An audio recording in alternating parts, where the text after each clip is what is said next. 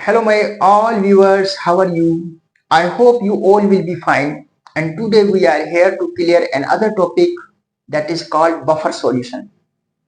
Today in this video we will cover what is buffer solution, what are the types of buffer solution, how buffer solution work, and their uses. So before starting, I want to say that join with me. So let's start. हम बात करते हैं buffer solution की। Buffer solution क्या होता है? देखो, chemical base पर ये एक सॉल्यूशन है। अब हमें पता है सॉल्यूशन है तो इसका मतलब है दो या तीन चीजें जो है, दो या तीन कंपाउंड्स मिलकर कोई चीज बनी हुई होगी। बफर सॉल्यूशन एक कंपाउंड नहीं बल्कि कंपाउंड का मिक्सचर है, तो हम इसको सॉल्यूशन कहते हैं। ठीक है, तो बफर सॉल्यूशन कैसा सॉल्यूशन है? देखें, ये केमिकल बेस पर एक ऐसा सॉल्यूशन है जो अपनी पीएच को मेंटेन रखता है, यानी कि अपनी जो पीएच है उसको चेंज होने नहीं देता। ऐसे सॉल्यूशन को हम बफर सॉल्यूशंस कहते हैं, जिनको केमिकल्स के अंदर बहुत ज्यादा यूज किया जाता है। आज हम इसकी केमिकल प्रॉपर्टीज भी पढ़ेंगे। तो बफर सॉल्यूशन क्या होता है? ऐसा सॉल्यूशन जो अपनी पीएच को मेंटेन रखे, अपनी पीएच को चेंज होने ना दे। अगर हम थोड़ी सी अमाउंट में उसके अंदर एसिड ऐड करें या थोड़ी सी अमाउंट में उसमें जो है वो बेस ऐड करें, तो उस पर उसकी जो पीएच है, बफर सॉल्यूशन की जो पीएच है, उस पर ज्यादा असर ना हो, वो अपनी पीएच को मेंटेन रखता हो। तो ऐसे सॉल्यूशंस को हम क्या कहते हैं? बफर सॉल्यूशंस कहते हैं। तो हम स्टार्ट करते हैं बफर सॉल्यूशन। इससे पहले मैं आपको छोटी से जो है ना यहाँ पर एक एग्जांपल उससे समझते हैं। एग्जांपल से लेट्स कंसीडर के हमने यहाँ पर दो सॉल्यूशंस लिए। अब ये एक सॉल्यूशन है, ये सॉल्यूशन कोई भी एक्स वाई जेड कोई भी सॉल्यूशन है और इसकी पीएच जो है वो है 7। अब 7 पीएच है, इसका मतलब है ये सॉल्यूशन न्यूट्रल है। ठीक है, और हमने यहां पर एक और सॉल्यूशन लिया है। ये सॉल्यूशन जो है वो बफर सॉल्यूशन है। कैसा है? बफर सॉल्यूशन है, बफर सॉल्यूशन है। अब हम क्या करेंगे, इसके अंदर स्मॉल अमाउंट ऑफ एसिड या स्मॉल अमाउंट ऑफ बेस कुछ भी ऐड करें। हम मतलब एसिड ऐड कर रहे हैं। लेट्स कंसीडर एसिड के 5 ड्रॉप्स हमने इसमें भी ऐड किए और एसिड के 5 ड्रॉप्स हमने जो है वो इस सॉल्यूशन में भी ऐड किए। अब दोनों के अंदर हमने जो है वो किसको ऐड किया है? एसिड को ऐड किया है, 5 ड्रॉप्स।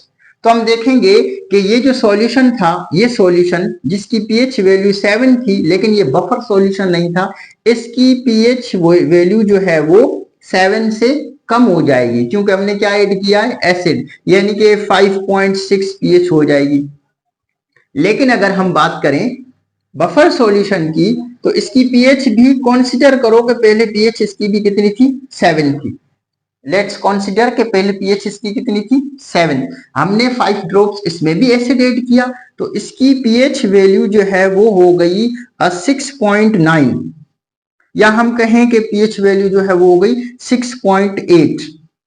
तो बताओ यहां पर डिफरेंस कितना आया? पहले कितनी थी? 7, तो डिफरेंस कितना हुआ? 0.1 या 0.2 का। और यहां पर देखेंगे तो 1.4 का डिफरेंस आया है। मतलब दोनों में हमने एक जितना एसिड ऐड किया है, लेकिन यहां पर बफर सॉल्यूशन ने अपनी पीएच को ज्यादा चेंज होने नहीं दिया। इस सॉल्यूशन ने अपनी पीएच को क्या रखा है? मेंटेन रखा है, कांस्टेंट रखने की कोशिश की है, और यहां पर ये जो पीएच वो ड्रॉप हो गई। तो ये जो बफर सॉल्यूशन है एक ऐसा सॉल्यूशन है जो अपनी पीएच को चेंज होने नहीं देता। स्मॉल अमाउंट ऑफ एसिड और स्मॉल अमाउंट ऑफ बेस अगर हम इसके अंदर ऐड करते हैं तो। आई होप कि यहां तक बात आपको क्लियर होगी। अब हम स्टेटमेंट लिखते हैं इसकी। A type of solution, a type of solution that resist to change pH, its pH when small amount of acid, when small amount of acid or base added in it। हम इसके अंदर जो buffer solutions होते हैं इसमें हम जो है वो थोड़ी सी अमाउंट अगर एसिड की ऐड करें या थोड़ी सी अमाउंट बेस की ऐड करें तो वो अपनी जो है वो पीएच को मेंटेन रखता है, पीएच को चेंज होने से रोकता है, रेजिस्ट करता है। तो ऐसे सॉल्यूशन को हम क्या कहते हैं, बफर सॉल्यूशंस कहते हैं। यहां तक बात समझ में आई? ठीक है। अच्छा, हम ऐसा भी कह सकते हैं buffer solution, buffer solution help to keep constant pH value. जो pH वैल्यू है वो उतनी ही रखने की कोशिश करता है, या pH वैल्यू को कांस्टेंट रखता है, चेंज होने नहीं देता। ऐसे सॉल्यूशन को हम क्या कहते हैं, बफर सॉल्यूशन कहते हैं। यहां तक बात आपको समझ में आई होगी। अच्छा जी, जैसे हम बात करें ह्यूमन ब्लड, हम अगर ब्लड की बात करें तो जो ब्लड है इसकी पीएच होती है 7.4 यानी कि 7 से ज्यादा है। तो हमारा जो ब्लड है ये थोड़ा बेसिक है। ठीक है, ये ब्लड थोड़ा क्या है, बेसिक है। और जो पीएच वैल्यू है कितनी है, 7.4। अब हम डेली लाइफ के अंदर जो है वो फ्रूट्स को यूज करते हैं और फास्ट फूड खाते हैं, उसके अलावा कुछ ऐसे ड्रिंक्स यूज करते हैं जो कि एसिडिक भी होती है, बेसिक भी होती है। तो फास्ट फूड लेते हैं, उसके अंदर जो मसाले वगैरह होते हैं उसमें भी एसिड बेस होता है। और उसके अलावा हम बात करें जैसे फास्ट फूड में लेमन वगैरह भी यूज करते हैं फूड में, तो वो एसिडिक है। लेकिन फिर भी हमारे जो बॉडी है इसकी पीएच मेंटेन रहती है। वो किसकी वजह से, ब्लड की वजह से, यानी कि 7.4 पीएच होती है। तो ब्लड जो है वो बफर का काम करता है हमारी बॉडी में। तो ये जो है वो ब्लड क्या है, एज ए बफर वर्क करता है। यहां तक बात समझ में आई। अब हम बात करें बफर सॉल्यूशंस के कितने टाइप्स होते हैं और ये वर्क कैसे करता है। तो बफर सॉल्यूशंस के जो है ना वो दो टाइप्स होते हैं। टाइप्स की बात करें तो इसके कितने टाइप्स होते हैं, देयर आर 2 टाइप्स। एक होता है एसिडिक बफर, ठीक है, और दूसरा बेसिक बफर,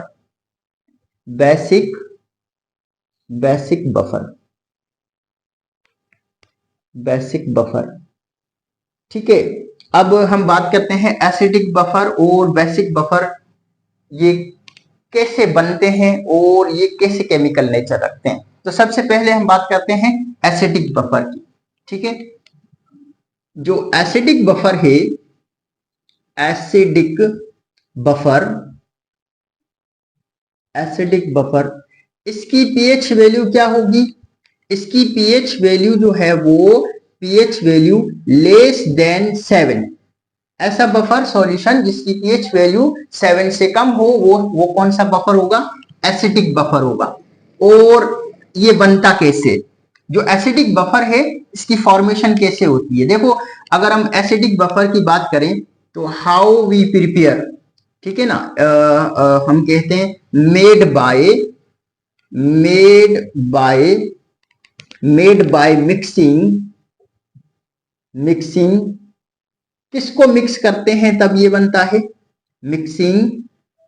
देखो, ये जो एसिडिक बफर है जिसकी पीएच वैल्यू 7 से कम है, ये कैसे बनता है। देखो, ये बनेगा, एक तो जो है वो वीक एसिड, हम बात कर रहे हैं एसिडिक बफर की, और एसिडिक बफर जो है वो कैसे बनता है, weak acid plus it's salt with strong base, weak acid plus it's salt with strong base.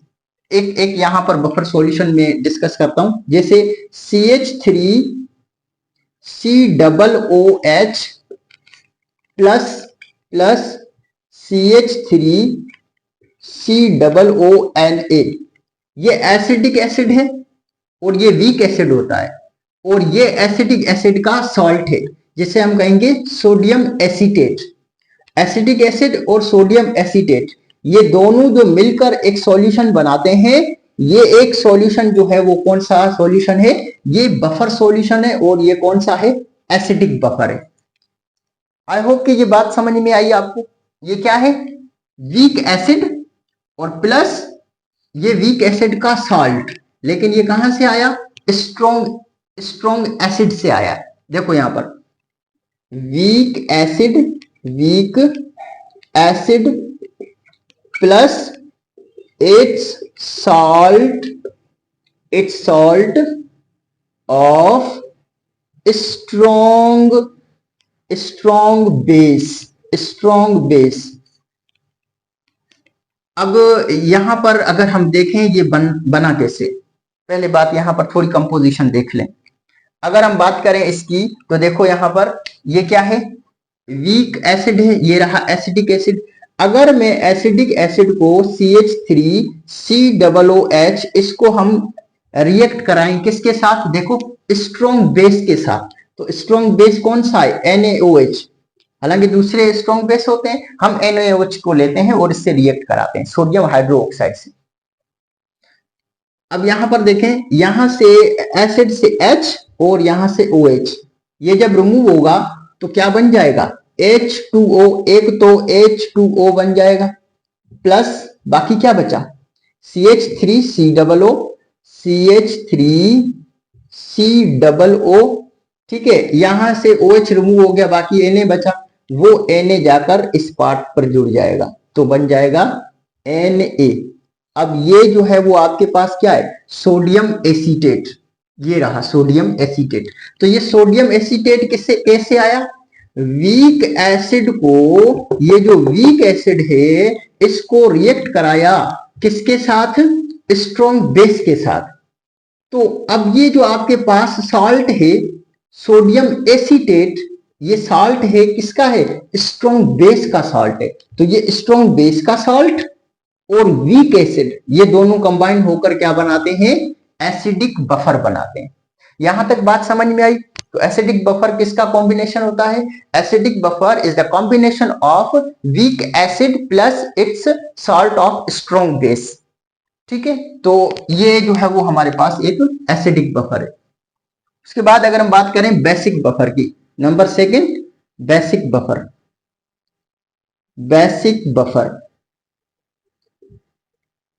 Basic buffer जो है वो, अब आप यहां से देख सकते हैं कि बेसिक बफर ये क्या था? वीक एसिड था, तो यहां पर होगा weak base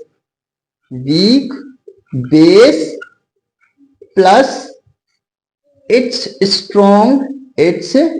strong salt of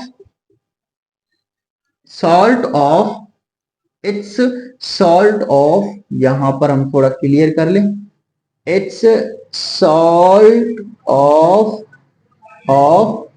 strong acid.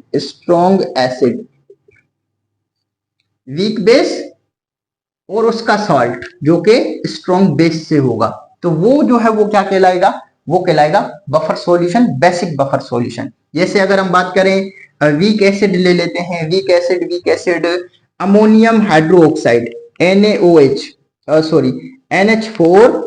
NH4OH। ये अमोनियम हाइड्रोक्साइड क्या है? वीक बेस है। अगर हम इसके ही सॉल्ट की बात करें, जैसे अमोनियम NH4Cl अमोनियम क्लोराइड, तो ये आपके पास एक बफर सॉल्यूशन बन गया है। ये आपके पास दूसरा बफर सॉल्यूशन है। ठीक है, और इस बफर सॉल्यूशन को हम क्या कहेंगे? Basic buffer. क्या कहलाएगा ये? Basic buffer. यहां तक बात समझ में आई बेसिक बफर की? अच्छा, अब सवाल है कि ये कैसे बना? जैसे इस तरह देखो, यहां पर हमने वीक बेस लिया, इसको अगर हम रिएक्ट कराएं किसके साथ? स्ट्रॉन्ग एसिड के साथ, जैसे HCl की बात करें। ठीक है, HCl क्या है? स्ट्रॉन्ग एसिड है। तो यहां पर देखें क्या होगा कि यहां से H और OH रिमूव होकर बना लेंगे H2O प्लस, बाकी दूसरा पार्ट क्या बचा? NH4 और Cl, NH4Cl अमोनियम क्लोराइड। अब ये अमोनियम क्लोराइड क्या है? ये सॉल्ट है। किसका सॉल्ट है भाई? ये सॉल्ट है वीक बेस और उसके स्ट्रॉन्ग एसिड का। तो ये जो सॉल्ट है, ये सॉल्ट ये रहा, और दूसरा weak base plus it's salt of strong acid, ये दोनों कंबाइन है और इसको हम क्या कहते हैं? बेसिक बफर कहते हैं। यहां तक बात समझ में आई? तो एसिडिक बफर और बेसिक बफर दो टाइप्स के बफर होते हैं। तो इसकी पीएच वैल्यू की अगर बात करेंगे तो क्या होगी? पीएच वैल्यू जो होगी इसकी, पीएच वैल्यू 7 से क्या होगी? ग्रेटर देन 7 से पीएच वैल्यू इसकी क्या होती है? ग्रेटर होती है। आई होप कि यहां तक बात आपको समझ में आई। नहीं, वो आपको समझ में आ रहा है या कहीं पर कोई भी प्रॉब्लम इशू हो रहा है तो आप जो है वो कमेंट में जरूर बताइएगा। मैं अगेन आपको कहता हूं, your comments are my motivation. तो हम मजीद बात करते हैं, पहले आप इसको जो है वो स्क्रीनशॉट ले लें या लिख लें, तो फिर हम जो है बात करते हैं कि बफर सॉल्यूशन वर्क कैसे करता है, काम कैसे करता है।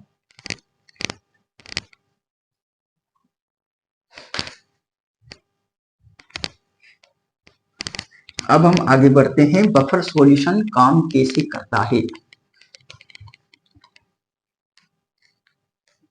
हाउ बफर सॉल्यूशन वर्क, ये हमारे लिए एक क्वेश्चन बन गया। How buffer solution work, buffer solution काम कैसे करता है।